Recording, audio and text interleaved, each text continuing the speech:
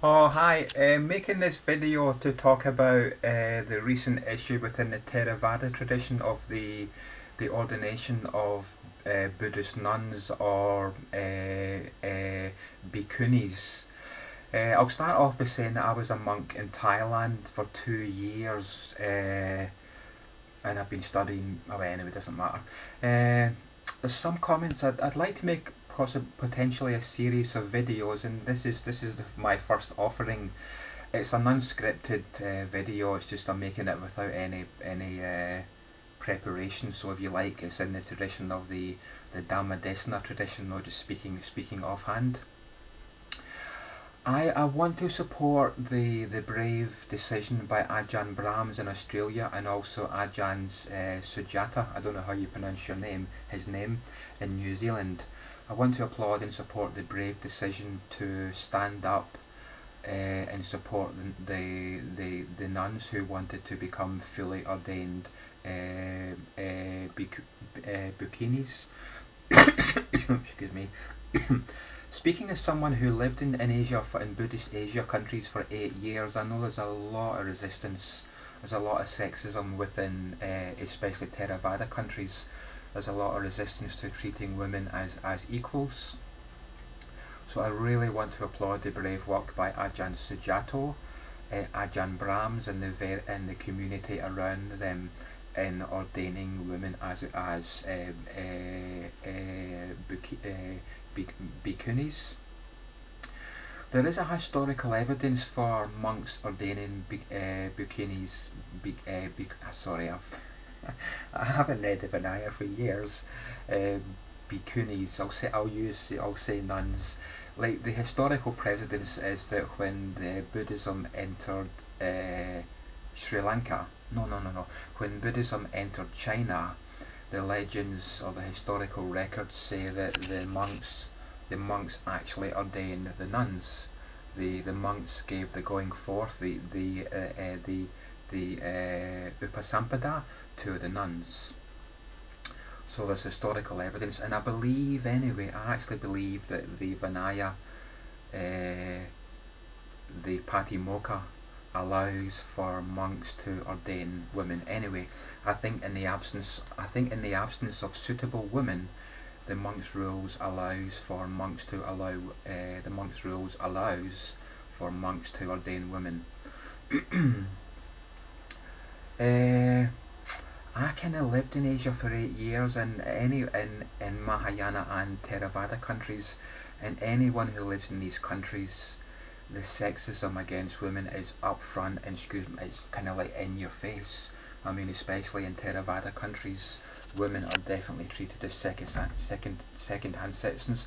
Like in the temple where I ordained, there were certain buildings that women just weren't allowed to go, and there was buildings where all women were allowed to go, but if the woman was menstruating, then she was prohibited, and if she was caught going in there would have been a very angry backlash, and she would have been called to account.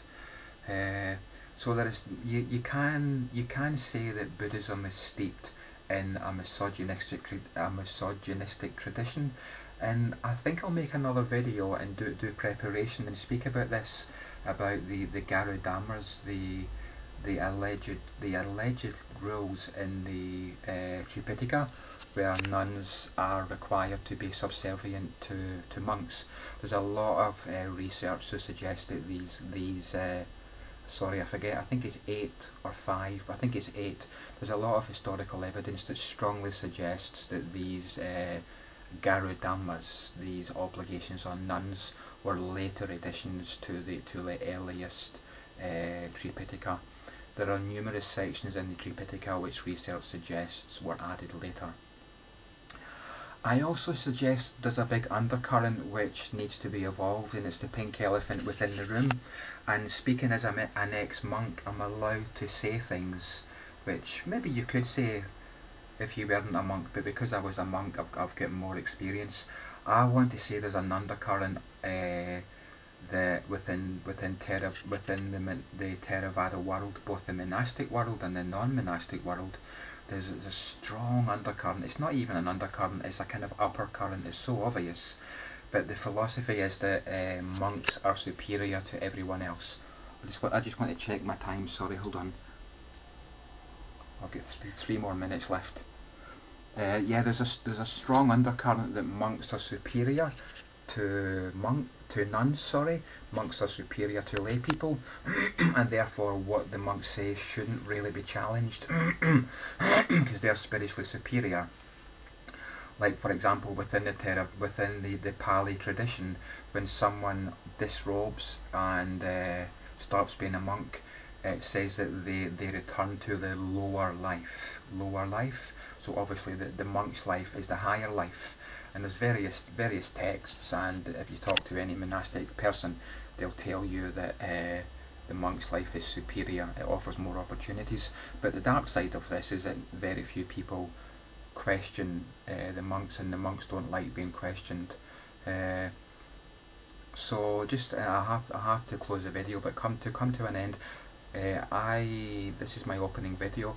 In summary, I want to suggest that the monks, especially the monks, not the nuns, but some nuns as well, but the monks are given precedence to their traditions, their customs over the monks' rules. And humbly I suggest, there is a conflict of interest between the monks' customs, the monks' tradition, and the monks' rules. I've been involved for decades in setting up helping to set up few charities to end discrimination on the basis of gender.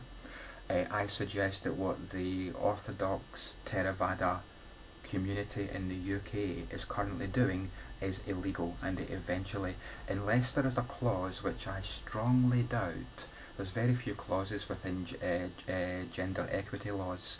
So I strongly suggest that what the Theravada monastic community is doing is perpetrating illegal acts, and eventually they will be challenged in law. I further suggest that the full theory that monks are superior to everyone else needs to be challenged. So this is my first video. I offer it humbly and respectfully for your consideration. Okay, thank you. Bye.